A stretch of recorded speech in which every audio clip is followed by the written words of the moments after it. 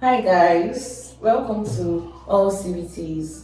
Today we are going to be looking at the topic structure and function of the DNA.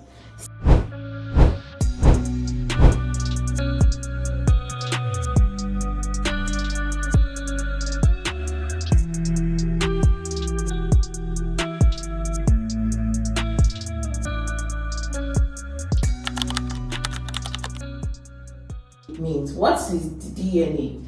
The DNA, it is an acronym and it means Deoxyribonucleic Acid, and it is the hereditary material in a living organism. So the DNA is the hereditary material that is in the organism. It carries genetic information used for growth, development, and reproduction. So in this DNA, there are instructions for growth, development, and reproduction. So these processes, these instructions are relayed by the DNA. So let us look at the structure of the DNA. It has a double helix structure of DNA, and it was discovered by James Watson and Francis Crick. So these two scientists, they discovered the structure of this DNA, that it is a double helix. We can see it to be something like this, then it goes like something like this, then you see things like this. So this is how the DNA looks like, with important contributions from Rosalind Franklin. Okay, so Watson, Francis, and Rosalind, they brought this structure of the DNA.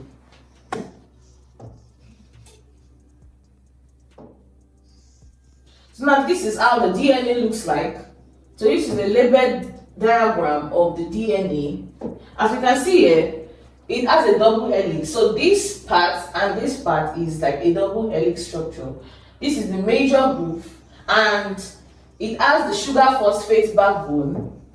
It has the minor groove, then it has the hydrogen bonds. So we can see here that it has a nucleotide. And we can see that the nucleotide has the phosphate group, the nitrogenous base, and the deoxyribose sugar. So let us look at what this phosphate group, this nitrogenous base, and this deoxyribose sugar, let's look at what they consist of. So that will lead us to components of the DNA. We can also call it the component of the nucleotides.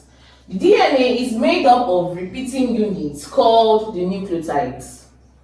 Each nucleotide contains the deoxyribose sugar, the phosphate group, and the nitrogenous base. So the nucleotide consists of these three, the deoxyribose sugar, the phosphate group, and the nitrogenous base. So now let's look at more about the nitrogenous base, because that is what comes out in our exams.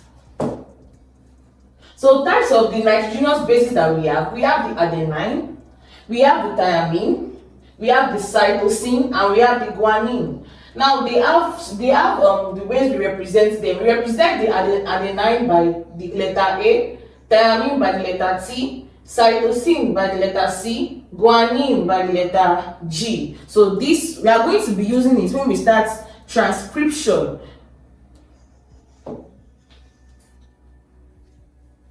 The DNA has a twisted ladder shape, as we just saw previously, called a double helix. The sides are made of sugar phosphate backbone. The rungs are made up of base pairs. So the sides of this double helix are made up of the sugar phosphate, the sugar and phosphate backbone, while the rungs, like the rings, are made up of the base pairs. Now, if we go back to the structure, we will see that inside these base pairs, you can see that they labeled it as TA, GC, AT, CT, GA, TC. So all these letters, these are the nitrogenous bases. Don't forget that we said A is what? Adenine. and C is what? Cytosine, G is guanine, T is thiamine. So these are the things that we just talked about that are located inside the DNA, as we can see. Get the cheapest science materials from allschoollabs.com. So let us talk about the base pairing rules. Now, these nitrogenous bases, they pair with one another. They always pair with one another. So let's look at how they pair with each other. A pairs with T. Now, okay, A pairs with T. Now that is A will pair with what? T. That is 2 hydrogen bonds. And C will pair with G. C will pair with G. And that is 3 hydrogen bonds. Now, this is known as the complementary base pairing. But sometimes you can see something like this. They can tell you to code this. They can tell you to transcribe this as, they can give you something as ACC, and they can tell you to transcribe it. The way you do it, don't forget that the A will be T, your C will be G. So you just put it as T, G, T, G, G. So that is when this comes in place. So that is when we will know that our A represents, the T represents our A, the G is going to represent our C. Let's look at the antiparallel nature of the DNA. So one strand runs 5 to 3 and the other runs 3 to 5. So that is the anti-parallel nature. Let's look at the packaging of the DNA. The DNA wraps around histone proteins. It wraps around histone proteins and it forms chromosomes inside the nucleus. So this is that we're trying to talk about some importance of the DNA, that it wraps around the histone proteins. So it is part of the synthesis. The DNA is necessary for the synthesis of protein, and it's also necessary for the chromosomes because it forms the chromosomes inside the nucleus. Don't forget that we said that it carries the genetic materials, it carries the genes. So let's look at some functions. Number 1, storage of genetic information. The DNA stores instructions needed for life processes. Now, when we look at genetics is the study of heredity. Now, what's heredity? It is the passing of characteristics from the parents to the offspring. So, this particular genetic information, they are stored in the DNA. They are stored in the DNA and they are needed for life processes, because that's where you can say, most times we use it in real life activities. We can say that the father will for the children, we have to conduct DNA tests to know the paternal the father of those children. So that is a function of the DNA. So we have the DNA replication.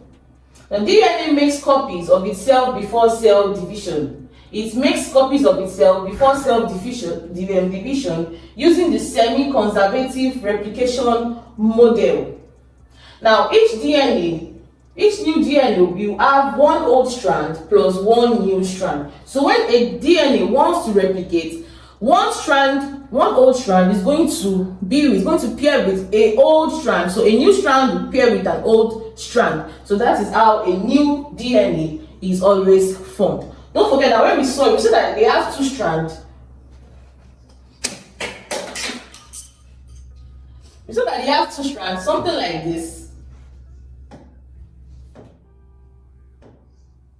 Then we saw, so this one there is the first strand, this is the other strand. So if another one wants to pair, the new one will pair with the old one. So a new DNA is going to be formed. So that is it on that.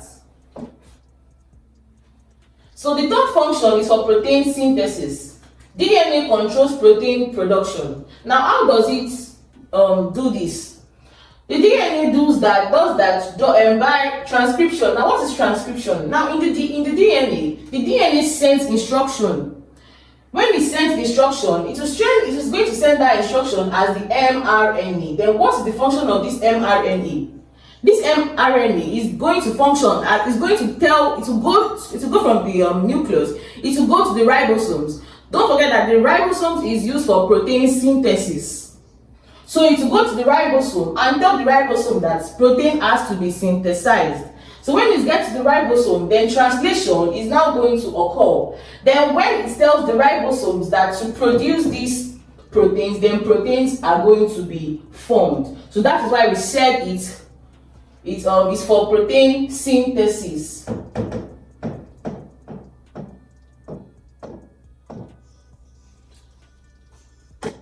So the third function is for heredity. Now what is heredity? We have said that heredity is the passing down of characteristic or traits from the parents to the offspring. So DNA transfers genetic traits from parents to offspring. Run quick tests and analysis. Visit analysis.africa. Yes, like I said earlier, we use this for determination of paternity. So it is used to transfer genetic traits from parents to offspring. These genes that are being transferred from these parents to this offspring are located on the DNA. The genes are located on the DNA, so it's used for heredity. Number 5, mutation and variation. Now, what is mutation? It is a sudden change in the genetic structure of an organism. And what is variation? Variation says that all living things are diverse. So because of that, we can say that changes in DNA mutation can cause genetic disorders and lead to variation and evolution. So this DNA is what is responsible for mutation and the causes of variation and evolution. Everybody's DNA is different, so it leads to variation. What are the key properties of the DNA? Number 1, we have self-replicating. The DNA has the ability to self-replicate. We saw that earlier. We said that when it wants to replicate, an old strand will merge with a new strand. So that is when it is replicating. Number 2, we have stable but can mutate. It's stable but it can mutate. It can form a different, it can just have a sudden change on its own. So it can mutate. We have universal genetic code. It has a universal genetic code. It controls cell activities. The DNA controls cell activities. Just like we saw, it controls reproduction, it controls growth, and other activities like that. Let's look at the summary table. So the features and the description.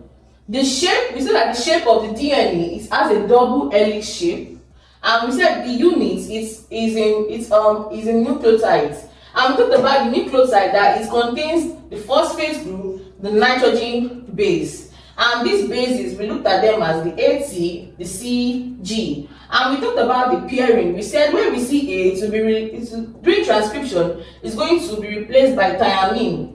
When we see adenosine, it's going to replaced by thiamine. Where we see cytosine is going to be replaced by. To summarize everything we have been saying, for features and description, we've seen that the shape of the DNA is double helix shape, and the unit of the DNA is in nucleotides. We said it's made up of the phosphate group, the deoxyribose sugar, and the nitrogenous base. We talked about the bases. We said they consist of the A, the T, the C, the G. The A means what? Adenine. The T means what? Thiamine. The C means cytosine, and the G means guanine. For the pairing, we said A will always pair with T.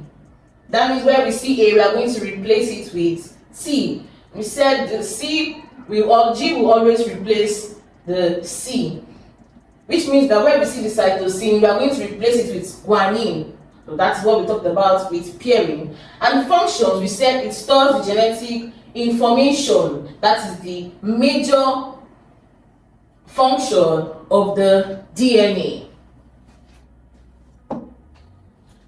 For our assignments, number 1 assignment, describe the structure of the DNA, including its components, shape, and base pairing rules. So we're going to describe the function, the structure of the DNA. You tell me about its components, the shape, the base pairing rules Does G pair with A? Does T pair with C? So on and so forth. That's what we are telling you to do. Number 2, you're going to explain the functions of the DNA and describe how the semi-conservative replication process ensures genetic continuity. So you're going to explain the function of the DNA and you're going to describe how this semi-conservative replication process ensures the genetic continuity. And when you are done with your assignment, make sure you drop these answers in our comment section. So which brings us to the end of this session. I hope you all enjoyed this class and learned a lot. Don't forget to subscribe to our channel, AllCBTs. See you in our next class. Goodbye. Hi, I'm sure you enjoyed the video you just watched. To see more content as that, preparing you for your upcoming exam, make sure to smash the subscribe button and turn on notification. Also, remember that you can use the comment section to send us your questions or your inquiries, and we are happy to take them. I'll see you in the next video. Bye.